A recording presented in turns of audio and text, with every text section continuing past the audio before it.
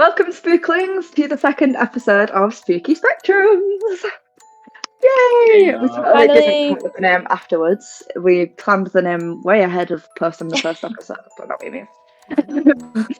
In today's episode, we're going to explore what ghosts might actually be, and not just like the usual haunted house or someone under a sheet, but psychology, hallucinations, and reality might not be as stable as we think. Some interesting ideas in this one, guys. We'll be looking at questions like, are ghosts external entities or internal projections of the mind? Are hauntings spiritual, psychological, or something in between that? And what happens when experiences don't fit neatly into other explanations? And we'll explore concepts like energy loops, hallucinations, demons versus ghosts, glitches in perception, and the idea that reality itself can feel like it's breaking and repeating. This isn't about proving anything, and it's just about exploring possibilities. Very exciting. Before we go deeper, here are some common ways people describe ghosts. These are not proven, just common patterns in stories and experiences. Residential ghosts. These are like a repeat of the past, same footsteps in the same place, same figures seen doing the same thing with no recollection or awareness. It's like a loop that keeps playing. Another way ghosts can be described is as intellectual ghosts or intelligent ghosts. These seem aware of their surroundings, like something's actually there. This could be responding when spoken to, or like moving things on purpose and having the feeling that something's watching. I want one to move things. Do it. The box again. Another big one which we've talked about on this podcast before are shadow figures, which are dark shapes that look like people, seen quickly or in corners of vision, disappear when you look directly, often linked with fear or sleep paralysis normally. That tracks. Yeah. And then we've also got poltergeists, which Ooh. the taboo. These are seen as more physical effects, objects moving or falling, knocking sounds, doors or lights acting strange, so like flickering or some things like that, or closing, which is quite interesting. We did have happen at Priests, so fingers crossed it happens again, because that's very soon. Coming soon, guys! So I've got sleep ghosts, which are a bit similar to sleep paralysis, and that's like when you're half asleep or like kind of waking up and you see figures in the room. So you feel like something's nearby or on top of you, and a lot of people report not being able to move, and it's like you're just kind of stuck. So, question for the group. Are these all different things, or just different ways our mind explains weird experiences? What does anyone think? What's our skeptic's opinion? Because this was very... I targeted it towards you. Well, a lot of this was touched on before in the last podcast where we were speaking about the psychology behind things. And from obviously, a lot of this just comes down to, your mind starts to see things that aren't actually there. And it could be like sounds, or it could just be you in your head. You're probably thinking a sound and you could kind of hear it in your head. It's like, have you ever had that feeling like someone's talking to you or someone says your name? It's kind of in that same sort of scenario when your brain kind of like wants to believe something's actually there, so it kind of mimics it, and it's all like a psychological factor that like has an impact on you as a person, and as to why like you might see like shadow figures or like sleep paralysis, like ghosts and demons. Going off all links to that. What you're saying, Mackenzie, as well. The mind will always be in a fight or flight state in such environments. Thus, why shadow figures normally appear. The same is the case for, if you've ever heard of it, exploding head syndrome, which is when you hear noises on the way, like when you're between that state of going to sleep. Yeah. Because your mind, your body needs to protect itself, and its first instinct is create a fictional noise to then cause your adrenaline fight or flight response. Yeah. That's going to lead into our thing soon about mimics, because some people believe that they're not actually there and it's just your voices just getting like repeated to you. Yeah. With shadow figures as well, when you're in like a dark room, your eyes can't adjust to like the difference in lighting properly, and a lot of times people see them when they're in a dark room and the lighting is dodgy. So I feel like if you see it in like a really well lit place, then that's a bit more plausible. But if you're seeing it in these dark places, because even when we investigate, we turn the lights out and stuff. So if you're seeing a shadow figure when like the lights are being dubious, then a bit less What about on reliable. the flip side, where you're not expecting or you're not even investigating something, and you in a corridor, and you actually see somebody go into a room and close the door, Mm. and then somebody else comes out of another room, and they saw it at a different time, but they never told anybody. Mm. So if two people have experienced the same thing, and there's no flight or fight, it's just happened, and they've seen something, which is I've experienced. So I wasn't a ghost hunter or a investigator at the time, and I saw a figure come out of a door and walk through a wall. And a friend of Oh. mine saw the exact same thing in the same house, and it was never talked about until years later. I'll come on to this later. Yeah, we've got a little story for this. You guys are really helping me here. But yeah, Cool. Nice. take it away, ahead. Dave. Oh, is it me again? Oh. So, what even are ghosts? So, when people talk about ghosts, they usually describe them as spirits of the dead, lingering and having unfinished energy, or something that remains after physical death. But when you look deeper, the idea of a ghost becomes less clear. Some people report seeing full-bodied apparitions, others hear voices, footsteps, or even feel a presence that raises a question. If ghosts are real, why do they appear in so many different forms? And if they're not real, why are the experiences so consistent across different cultures? Mm. Fuck you. I really liked this question. Yeah, that is a good thing. Could this not be the same sort of thing we talked about when I was talking about what's the housing in Britain that is supposedly haunted? I forgot the it's a Oh, famous one. We talked The about it's called, Conjuring. yeah, not the Conjuring one. It was East Right. In Drive. England, it's yeah, Drive. oh, that's it. Yeah, yeah, that one.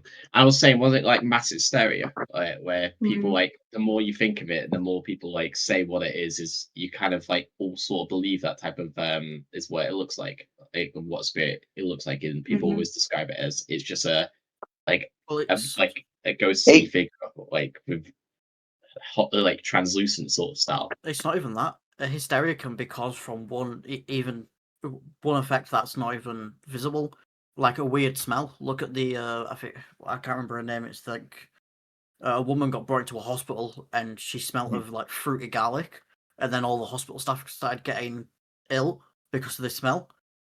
Oh, Other such thing is like the people who danced in France in the Middle Ages. I love that. They It's such a danced. cool phenomenon. They That's so danced to their strange. death, yet there's no known cause. We Yeah. just So stopped. Like, I will be on about this later too. Oh God, you really validated my things, guys. so to have a consistent experience means that there is a catalyst and or something there causing it. Whether that thing is on a radio wave and or not visible to us is less likely than the mind just having a bit of a brain fart at one point. And also the different forms, if they are real, you like if you think about it, like everyone thinks aliens would be different to each other, they're not all the same, and even humans, like different species, things like that.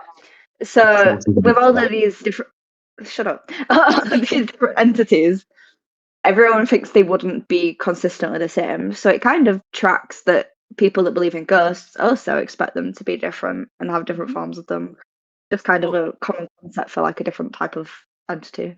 But on that same note, ghosts are typically within the same range of each other of typically an apparition, and then if you've got a different type of ghost, like a poltergeist or a demon, it's typically they have different characteristics. Is it like a character creator in like Sims? Do they just choose it after death? Like, oh, I'm gonna be that one.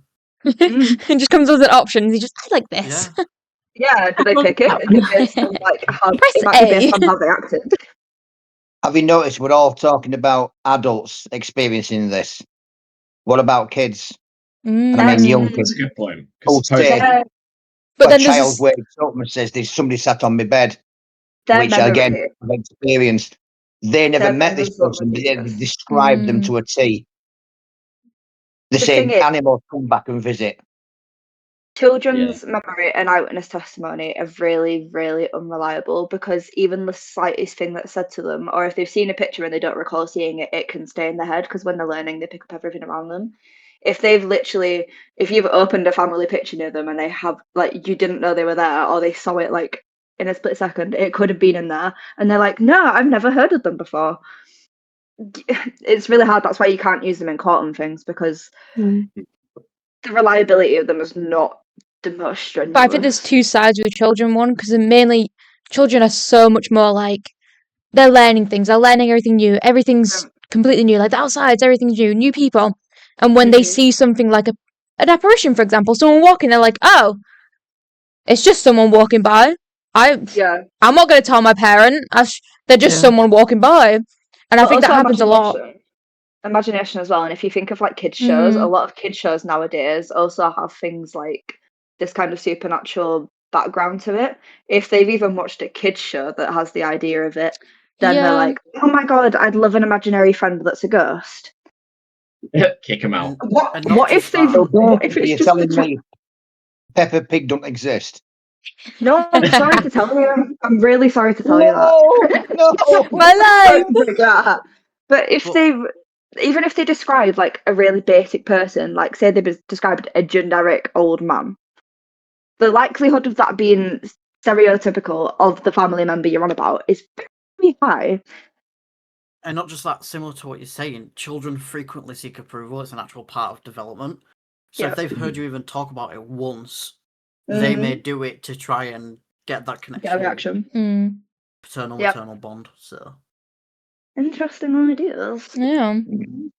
Well, would you like to take off with the next thing? Yes, a lot of, as we've been talking to this point, a lot of psychological explanations for these. A lot of ghost experiences can be explained without anything supernatural. Our brain is always trying to make sense of what's around us, even when information is unclear. When we're tired, stressed, scared, or alone, our perception can change a lot. So, for you lot, anyone, speak all at once, speak individually, I don't care. Can fear alone make you see something that's not there? Yes. Yeah, completely. Yeah. 100%.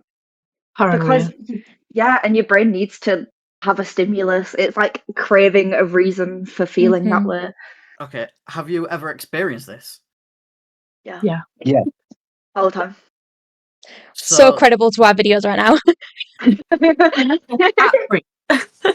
So then why, it's honestly the best policy. If that's the case, why do groups sometimes see the same thing?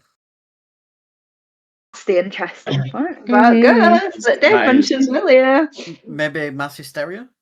Maybe. That is an option, yeah. That's an option because if it is a big group that's experiencing it, but when it's two individuals at totally separate times that's never experienced that, you can't put that down to each other about it as well.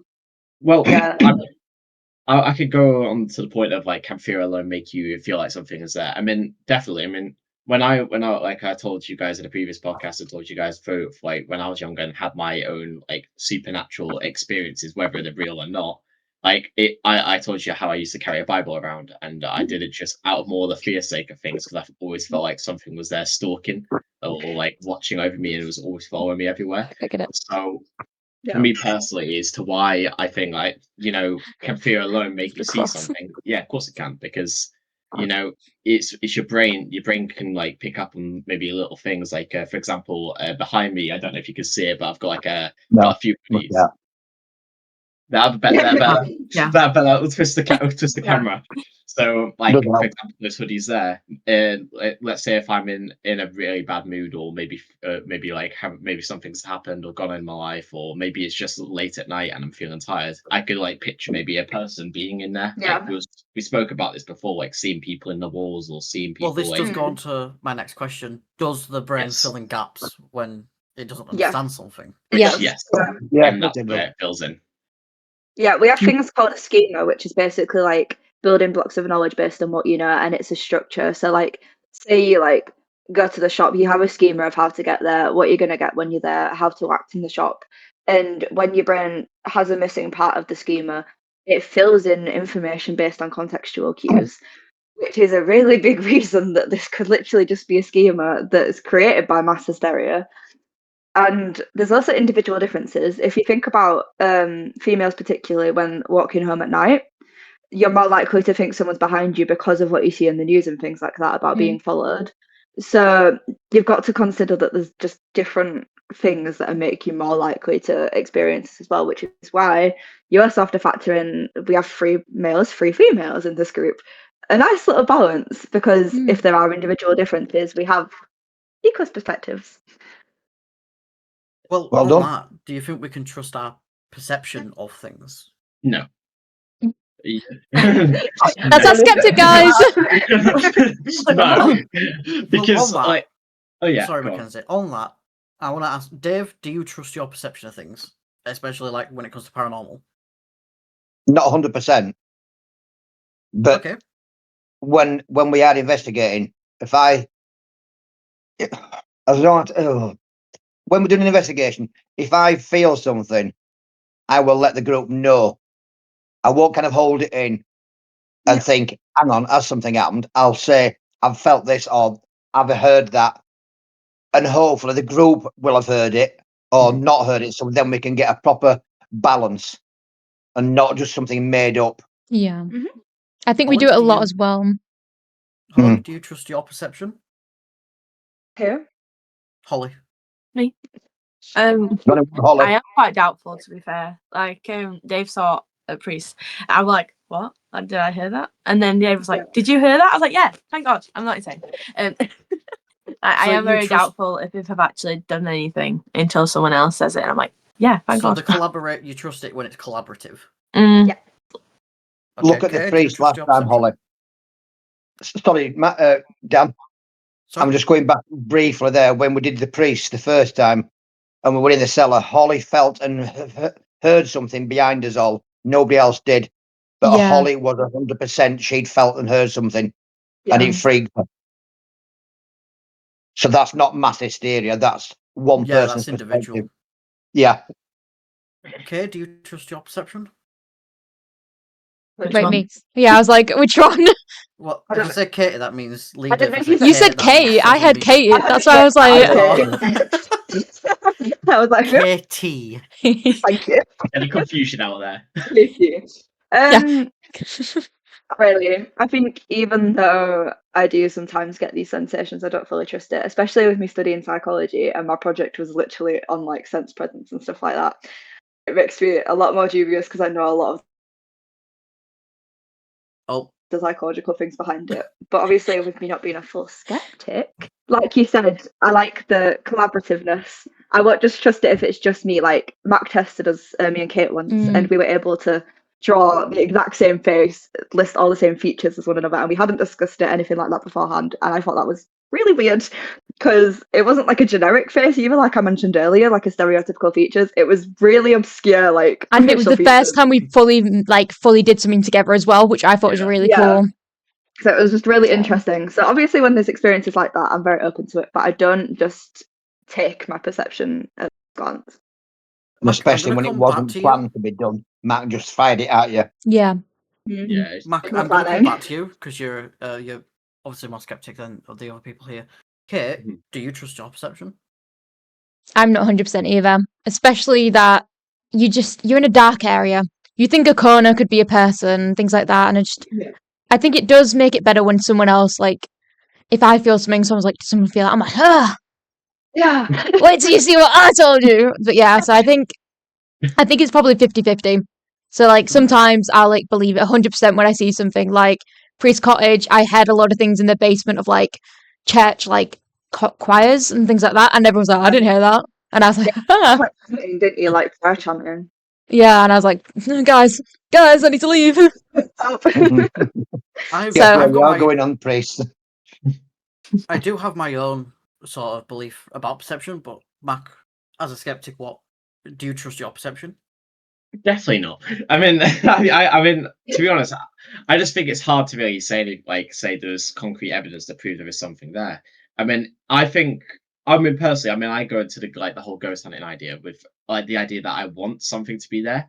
Like, so, but the problem with that is that, like we spoke on earlier, is that it makes you kind of think Want and to like, believe more. you want to believe more. You hear sounds and you're like, oh, it must be a ghost, when in the actual fact it's probably just the boiler or something. You've got a side And- bias. Yeah. And yeah, it's very difficult because like you can't really say for definite what anything is. Like most of the time, it'll Mhm. just be maybe a small electrical interference, or maybe it's just the water or the plumbing, or just being an old house in itself, and that just Yeah. it can kind of skew with the evidence and prove that there is anything anyway. So that's why I'm very skeptical and everything, and why I don't necessarily believe that there is typically a ghost out there, but maybe there is something. Who knows? I It ain't would wrong, say John. my perception does lie with the rest of the group. I personally think a lot of things could happen even if you're not looking for it. But I also think that in a dark area or in a house you're not familiar with, you've got the pre-context of a ghost hunt. You're going to try and find it. Yeah. So this is why I don't really like anecdotal evidence, Fair. even if it's got multiple people, because yet again, if it's got multiple people saying the same thing, more than likely it's probably something that they're not aware of, i.e., Yeah. settling wood, wind, stuff like that.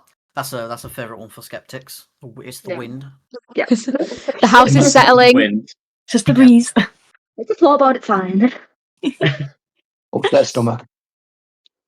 Upset stomach. Well, The amount of, you're laughing at that, but the amount of videos that we watch of other groups doing investigations, and somebody will hear a noise and they'll go, it's just somebody's stomach. and Yeah. somebody go, There's "My a demon stomach." growling, but it's really Yes. a stomach. This is why we eat beforehand and we go to the Yeah. toilet when we need the toilet instead of holding it.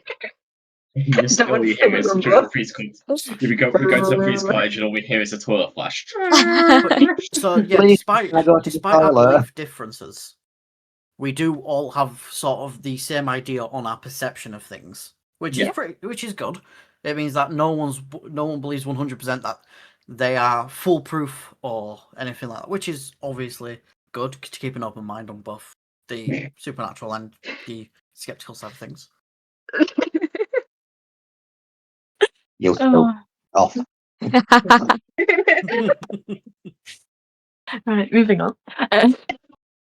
Does anybody have anything to talk about, like interesting that I've come across that links to this kind of stuff?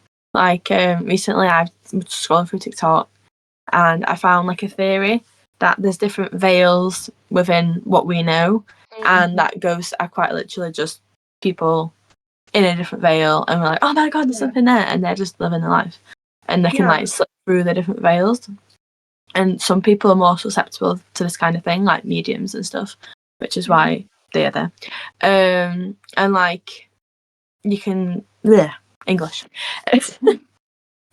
When you're less conscious, like if you're asleep or if like you're restless and you've turned to a depth, you are more susceptible to slipping between the veils, which could be why sleep paralysis demons and like when you wake up and see the sleep ghosts or Estes actually working, it could be a reason for all of those things going on. What do you guys think? That is an interesting theory. It reminds me of like, you know, the idea of like purgatory where there's like a middle Yeah. ground. That's kind of what that veil reminds me of, because it's like a lot of people say purgatory is where like spirits are before they wander off elsewhere.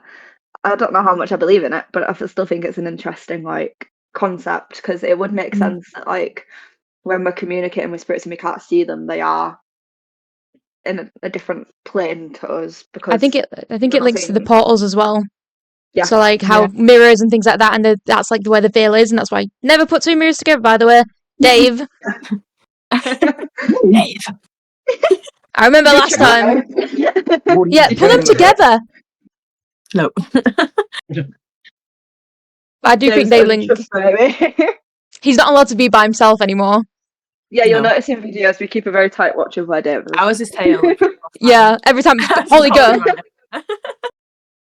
We always have an eye on Dave. I'm a bad boy. I've already threatened Dave with water before. I'll do it again. Yeah. Only once. Throw the salt. Anyone else have any ideas? I feel like I'm getting picked on. Yes, you are. Don't worry, I Cheers, won't throw guys. water on you. Well, if no one else has any comments about that, I have got a I just want to sorry, Kay. Today's podcast is sponsored by Revenant Revenant Paranormal. ourselves. Sponsored by ourselves. merch will be coming. Someone sponsor Thank us. Yeah, please. Sponsor us, Contact please. us. We're on social media, not- Revenant. We're not desperate. No, we're not desperate or anything. God, I am. forbid. Never mind, never mind, Sorry, you're not the desperate. social media. Yeah, Dave Right. just retire. I was doing some psychological reading, as I do, and there was a podcast done with a Dr. French from the University of London, and he studies anomalistic psychology, which is basically anomalies, but the study of why people believe in them, perceive them, and things like that. I love that area. I didn't even know it was a thing. If I knew that, I'd have gone into it. So the key things that he mentioned in this that are influenced. So he is a skeptic, for preface, but he is open to it. So it's kind of like Dan and Mac's belief, where if there is evidence, they're open to looking into it and believing it. But obviously, he doesn't believe at the moment. So the first thing is obviously sleep paralysis, which we did mention in the last podcast, with vivid hallucinations and things like that. I'm not going to go over that all over again. Watch the first podcast, guys, Yeah. if you're interested in more of that. Just click on our account channel. Cognitive biases as well is a very interesting thing with unreliable eyewitness testimony. So if you think back to the Victorian era, they used to do a lot of seances, and I say seances in air quotes because they were not proper seances. They were a way to exploit people for money, especially the Ouija rich board. people. A Ouija board, which I'm going to mention right now. Thank you for plugging that. There's something called the Ouija control sensation, which I did touch on last time, but I've done more research into it for the actual name because I didn't have a name for it last time. It's the idea of, it works for table tipping and table tilting as well, which is why we don't use it. If you're putting your hand on something, people say, "Oh my God, it's moving by itself. I'm not moving the hand." But so many studies have shown that they're doing it without realizing, because there's ways of us measuring unconscious movement. So people, when they have the hand on the planchette, it is them moving it. They can track the movement of the hands and the movement of the muscles because there's literally like stimulant detectants, and it's just an unconscious thing in your mind. It's called inattentional blindness, and because you're trying so hard to not focus on not doing it, you're doing it anyway. Your muscles are like, "Oh, you really want to move it," and you're moving it anyway. It's literally just what's going on in your head. You're moving it. Table tilting and a Ouija board, I'm thoroughly not stood behind, because that is something you can just disprove like that. If you want to prove me wrong, people, go for it. I doubt you will. Tag us if you do. Don't encourage it in case it is like a real thing. I doubt you. I doubt you will prove me wrong, but and another, I like using studies, clearly, psychology brain. In 1999, Simons and Shabrice did a gorilla study, and it's a video, and I've tested students on this as well, because I did I ran a forensic psychology module for my job, and you get a bunch of people to watch this video, and there's two teams wearing different t-shirts, different colours, and you'll ask them how many people are there passing the ball with this colour t-shirt on. And at some point in the video, a gorilla walks out and stands in the middle of all these people kicking a football around or throwing a ball to each other.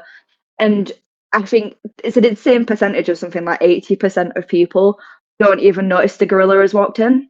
It's a really, really cheap, obviously like made gorilla suit. It's so obvious, but because they're so focused on doing one thing, completely blind to the fact that gorilla's just walked in the room.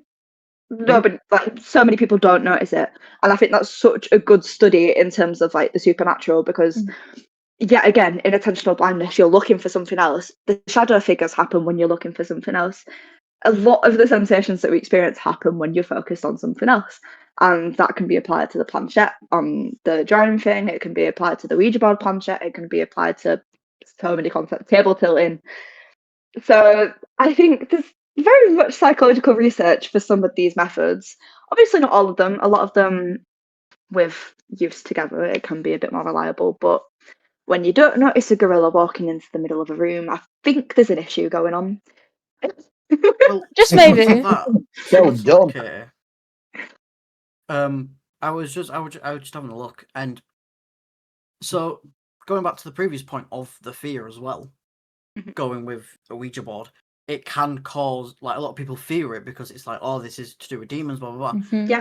It was a game created by, and is still created by Hasbro. Yep. The It's popular literally a toy game. company. I love doing research on the Ouija board. It's so cool. The And- same people that did Monopoly. And basically, with that fear, it can go the opposite way as well. Fear can make you a skeptic Yeah. because you don't want to find anything. Yeah. I would feel, Mac, is probably the same. It's probably why you're a skeptic, right? Because all the stories you've told, you've always been like, I don't want to find anything. If something is there, I don't want it, right? Mhm. So I would Yeah. assume that your skepticism comes from the fact that you don't want to find anything. As I'm not saying you don't want to find it now. I'm saying back then you did, right? And that's probably where that more fear, like an avoidance. yeah, and that's where your skepticism came from. I see a lot of people, especially online, who don't like to communicate about ghosts. Yeah. More often than not, fear the unknown. Yeah. Mhm. The lack of evidence means that a lot of people are like, I don't want to talk about it. Which is Also- also one of the biggest. Oh, Sorry, 1 second. 1 second, guys. One. Sorry, Wow. I dropped my phone. Sorry. I was trying to figure out what you were trying to indicate to me, and I was like, what's he doing? Yeah, I just dropped my phone. language. Got it perched. I just saw the rotating, just like. Were you speaking? Yeah, where were we? Like, what was the last point we mentioned? Sorry, we got distracted, sidetracked. Fear of You skepticism. avoiding. Yes, that was it. So yeah, but fear of the unknown. So why fear of the unknown is also one of the biggest fears in just for humans anyway. As overall, just not knowing. It's like why we're all afraid of death. We're not afraid of death in itself. We're afraid of the unknown that comes from it. It's the same sort of concepts, I think, when what Dan was talking about when it comes to ghosts, because you Yeah. don't know what they're capable of, if they are real, and we don't know if they're actually there. People like myself, for example, would be avoidance of the actual ideology of ghosts being even a thing that exists, and tend to be more fearful to even talk about it or even like do anything remotely connected to it, which is, I think, Yeah. a good point that what Dan mentioned and kind of leads on from there. Yeah. Just to I just looked up because there's an actual effect of the muscle movement. I wanted to doubly back myself up. It's called the idiomotor effect, and it was seen in 1852, which really links back to these old science things that I was on about. It's when you focus on a question so much or focus on an answer, your brain does small involuntary muscle movements without your conscious mind realizing it. Super cool.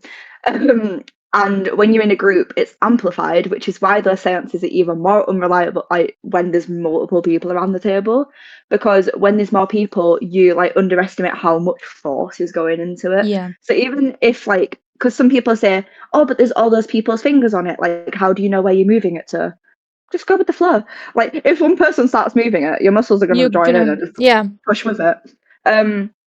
And in 2018, there was a study when playing a Ouija, our brains are less able to predict where the pointer will go next compared to when we act intentionally.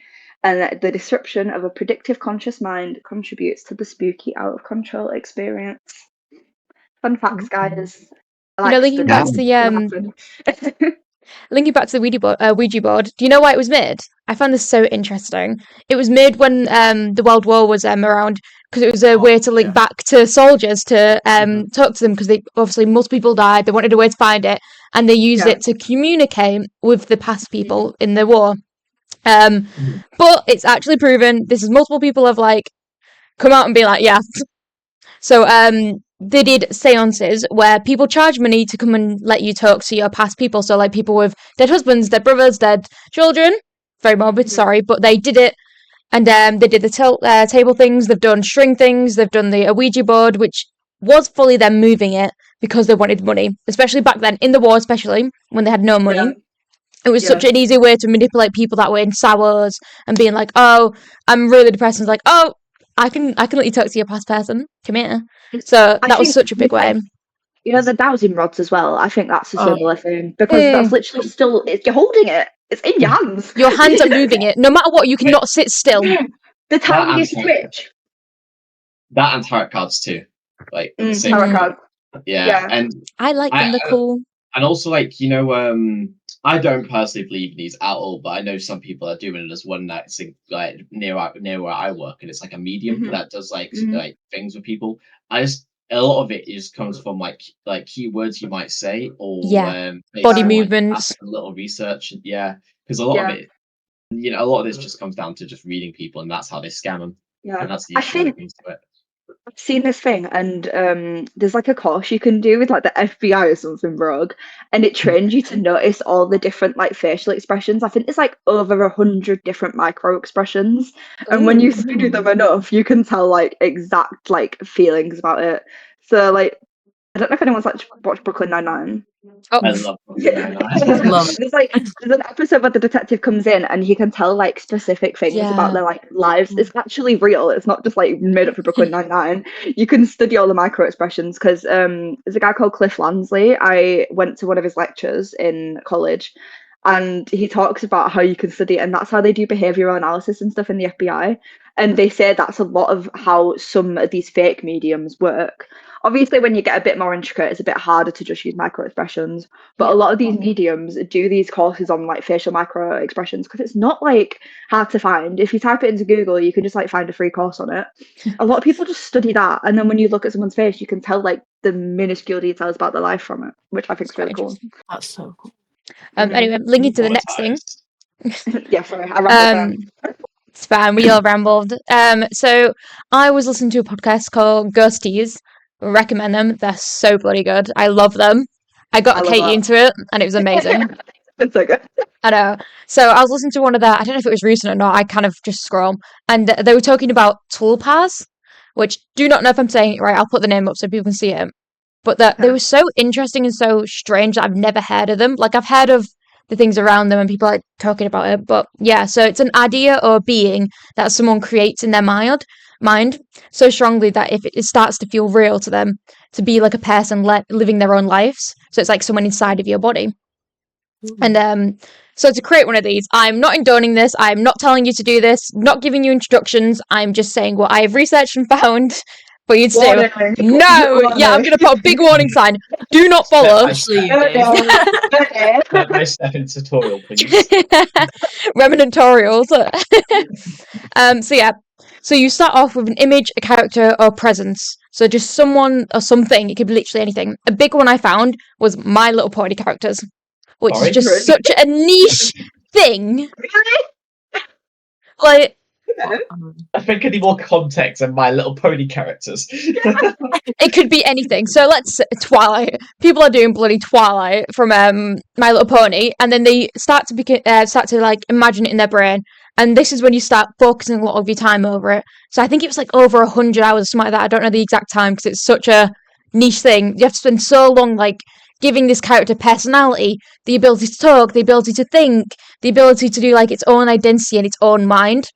And then sounds like an advanced imaginary company. Yeah, it's just I've got like but in a physical form. So after you give it like over a certain amount of time, you can kind of push it forward and you can take a step back and it kind of lives your life. So you're behind the presence behind it and it takes over your life. My Little Pony character as well, which is a bit weird. But I think it's more, it gives me more of a split personality disorder than anything else. I love Dave's reaction to this. Can we just like appreciate Dave's reaction to this? I think that could be a meme in itself. Yeah. Okay, you watching. This is like something that's happened as well. Like multiple people have recorded doing this, and I was just like, what? I think they need to go to therapy. Yeah, I think it's something to do with mental health. So it's like imaginary friends. They use it to like give something so they don't have to be in real life. It's like using books to not be in real life. I think they're using it as to cope for mental illness, and they're pushing something forward so they don't have to be in life. And I was just like, that's so strange. So it's like going on autopilot. Yeah. For them. I'm so confused. Why, Dave? Yeah. Dave, you're not a brony. No, I'm a unicorn. Well, I'm actually. Oh my god! I just put... You're a unicorn What were you, Kate? What are you? Oh, I'm a flower. You're a flower. It can be anything you want. I'm giving a flower personality, guys. If we're going down that road, then ignore the unicorn. I'm a honey badger. You don't want to be a wasp? No. If But yeah. anyone's watched Supernatural, apparently it's in Supernatural. I just looked Is it up. it? Wait, where? I watched Supernatural. Season 1, episode 17, Hell House. Mordecai Murdoch. Oh. I haven't watched it, so I'm just yapping here. If I you've love watched it, Supernatural's so cool. It gives me so many weird ideas for our podcast, so I'm like, That's really interesting. But yeah, it's such a weird niche topic that, like, I'd never heard of tulips before. Like, I was like, what the hell is this when they started talking about it to me? And I was like, oh, okay. Oh, it's used in ceremonial and chaos magic, apparently. So yeah, it came from Tibetan Buddhist. Yeah, Tibetan. I cannot pronounce it right, but yeah, the model culture is more like I can't say the word.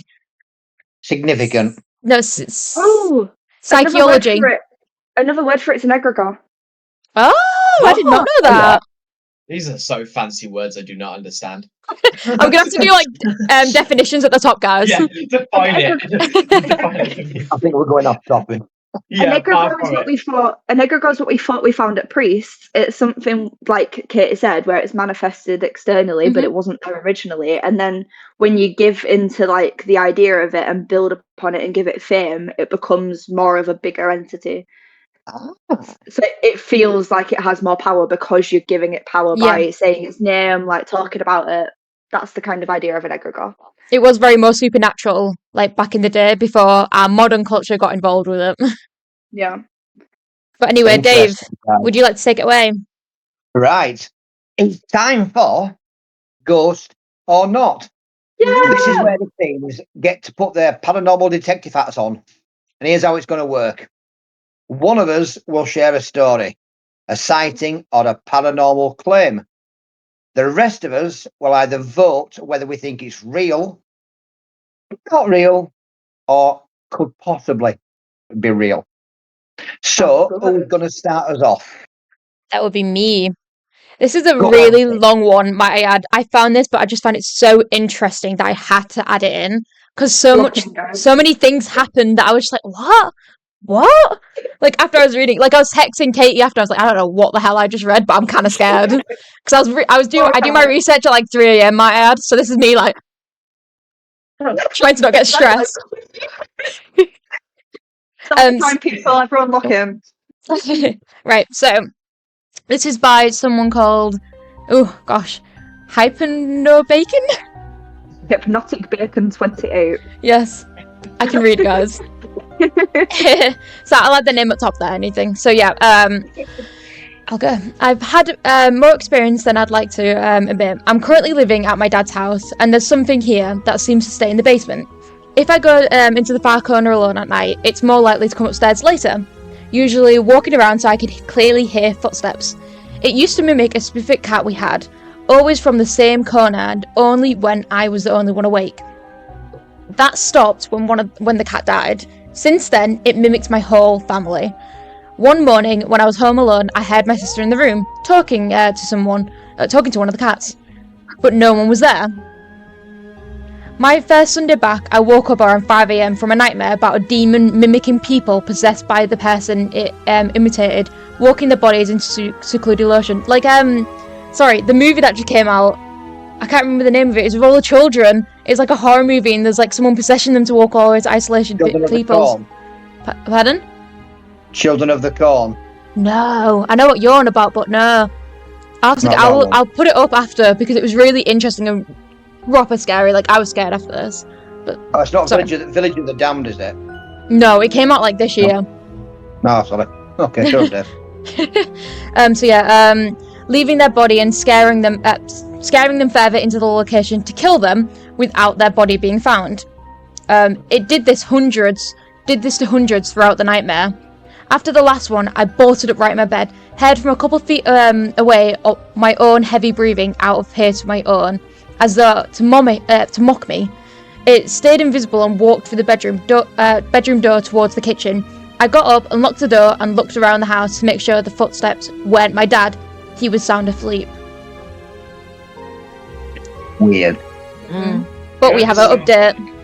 Oh, never mind. No, go on. I was gonna say it sounds like when people used to talk about recently, I think it was the last 2 years, like skinwalkers. Yeah. It sounds like that type of thing because they're like apparently it's like this culture that believe that they used to shapeshift and turn into from humanoid like witches that shapeshift from humans to like animals or like wolves, coyotes, bears, and other and like cats and stuff. So maybe that's what it is. It's just a maybe. Ooh. I'd like to know how she heard a cat walking up and down. Yeah, maybe it's like the pitter pat, you know the. I was gonna say I've never heard my cat. High heels. I think also the first part where they're like, it's when everyone else is asleep. Yeah, it could be. Maybe you should be asleep. Yeah, maybe your brain. Right. And then it's with the dreams as well. Yeah, the nightmare. Yeah, the that's mind's giving working sleep overtime, paralysis. Mm-hmm. Yeah, they need a nap. If it is Sounds like a mimicking, story. Yeah. Needs a tablet. it's just a Reddit story at this point to me. It just sounds like one of those Yeah, like it's like- fan it's like- fiction. Yeah, that's what it get- That's fan not fiction. mixed subreddits. Yeah. It's giving Wattpad. Yeah. But anyway, let me tell you the update because this was a bit more. I was like, whoa, okay. So the update, I think this was like, I'll put the exact date, but I think it was only like a couple of days after he posted the main one, and I was like, okay. So it gets a little scarier. The most terrifying night of my life was in August 2019. I lie, it was years ago. I don't know my dates, guys. It was shortly after 1 a.m. when I locked the bedroom door and got ready for bed. My older brother disowned me from refusing to fight him over a video game. This made me giggle because I was like, over a video game? Like, I've been there. Sorry, this is. so It's a bit of a dysfunctional family, this. I know. They need therapy. Did I write this? sorry, I my mean, lighting. come out therapy. Right, so video and already began escalating to death threats. If he ever saw me again, goofily going into the graphic detail about what his bullets would do to me. Whoa! I don't think this is Ghost. I think he's living with a This is a psychopath. murder. This is a No. live stream murder. Do we know if this Mine is- guy's still alive? By any chance, would this be America? Probably. So when I heard him and his so after the bullets would do to me, when I heard him and his revolver outside my room trying to get in, sorry, this is so like shocking when I read this. I was like, what is happening? How did you hear his revolver? Was it talking So to like, her? no, like, do you know that thing? The Yeah, was I she don't- cocking it? yeah. Trying to get in, shaking the doorknob violently. I thought it was him. Now after that incident when where it mimics my dad at the front door, I can't help but wonder. This guy's traumatized. Fully, like I was like, are you okay?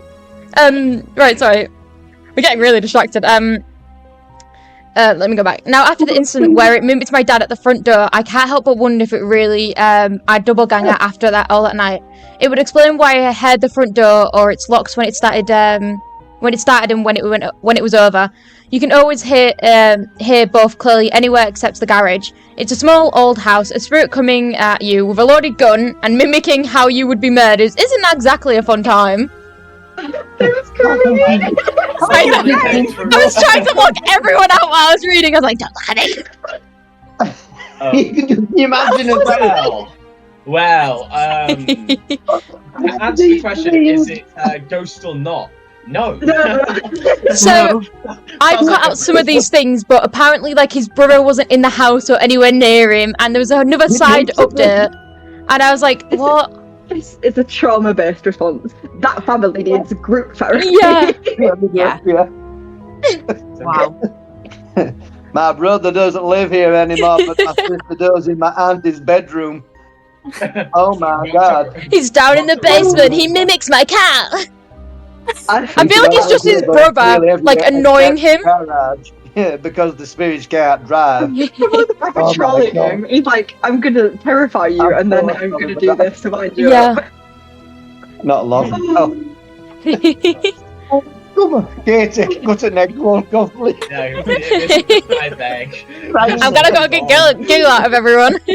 Right. Okay. Can I ask what subreddit was this We're not on? just vet Kate's next messages. I think this one was on Haunted House. On Haunted House. That was the subreddit. Haunted brother. The Haunted TV show. brother. No, it's just a subreddit. It sounds like Okay, this can you wasn't do a any haunted house, it was better? a haunted person. Yeah. Right. Anyway, moving on. We've established that was probably not a ghost. This one is by Ayuria. Put it up there Not for you sure if guys. I've said that right. Put it on the screen again. Okay, lock in, guys. It's story time again. No giggles, because I will laugh. When we lived in our first house years ago, my grandpa had recently passed away. We are 4 kids at home watching television on the couch, and my dad, may he rest in peace, I miss him, was playing tennis at the club, and my mum was painting the hallway. So as I said, we were watching television. My sister elbowed me and said, "Look up top the television, the statue is moving." It was moving ever so slowly, going left to right. We both saw it going faster, and at some point it almost went horizontal. Stop moving. My 2 youngest siblings don't remember it, but I poked them too and asked them if they saw it as well. Eventually the statue was going so fast and hard, almost as if it was being held by someone, that we screamed for more. She rushes into the room. What's happened? Mum, the statue! Oh, don't worry, it's just because of the television sound. I kid you not, the remote was on the salon table, facing away from the television. The volume went full blast the moment she said it. We all ran upstairs and I slept with my lights on till I was 22. So Really? it wasn't half a dozen, but 4 people at That's first. a long then sleep, 5 is that? Then 5 when my mum joined the room. What do you think? Go start off. Because there's No. so many, Malfunctioning but there's so many TV. people. This is what I think's so Nah. strange. Malfunctioning TV. Yeah. Yeah. Moving an object from side to side though, like that. Well, if the volume wasn't full blast, or whether the volume was high enough, like say if it's got like bass or speakers, it can still make a sound wave which goes. But Yeah. she literally said that it was going so fast that like you could hear it moving. Like Why when would they- static moves, it's normally like a jump, like Why have that. they got a statue on the TV? Yeah, it's kind of Yeah, weirder. that's but- risky. Not big the TV What- for it, it's for the What, statue to be on there. TV? Yeah, what TV have they got for a statue to be on it? Well, it's not just that either. You've also got to remember, all of them were kids except the mum. Does the mum Yeah. remember this happening? That is not stated in this story. It's Well, the it's mum not. runs if the in. Kids. Yeah, but she only asks if the kids, her siblings remember it, Mm, and they said they were too young, which means this could be because she was a bit older than them, but still young. Could very well just be a figment of imagination or a dream. maybe. Yeah. There's a lot of external factors it could have been, Mhm. like the wind. An earthquake. If they're in that An part of the earthquake. world. I think they'd realise if it was an earthquake. You'd be Yeah. surprised. I think it's the Well, not, to say, yeah. the only thing moving. not just one thing in the room moving, it's just an earthquake. You could be moving in. Are you sure it sync with wasn't the a bobblehead on top of the TV? Yeah. Just shaking his head around. Yeah. Can we get you as a bobblehead, Dave? That'd be quite. That's our match. That's merch. That's What a merch. big bobblehead. I'll put you on my windowsill. Oh, that's brilliant. Only Any- if you can wear a wig. Oh yes, get a wig on. No, we need you to be You and bald. these Look how You gotta, shiny pose that- it. You gotta do your pose, so you gotta do that. Do the time warp. Yeah. Full Yeah. costume. Yeah. Sorry, I'm getting so distracted. This is... Like a freak Well, in I here. think this is a good point to end on, guys. That was very successful. I enjoyed that. Oh, Thank you, Speaklings, for joining us on our paranormal adventure. Today, we shared our views on ghosts, psychology, strange experiences, and the theories that try to explain what people have seen and felt. and next time we will be talking about our first ghost investigations. At the drum roll, please. The Priest Cottage. So stay tuned. Follow us on the socials for updates, on location suggestions, and if you just want to watch us And do this. Please watch us. Maybe even a few behind the scenes in there. And as you leave tonight, guys, remember, keep your eyes open, your lights on, your snacks close, because you never know what might be lurking under your bed. Just Guys. break the dump. It could be your brother with a revolver. You never know. See you later, guys. Bye. Goodbye. Hey.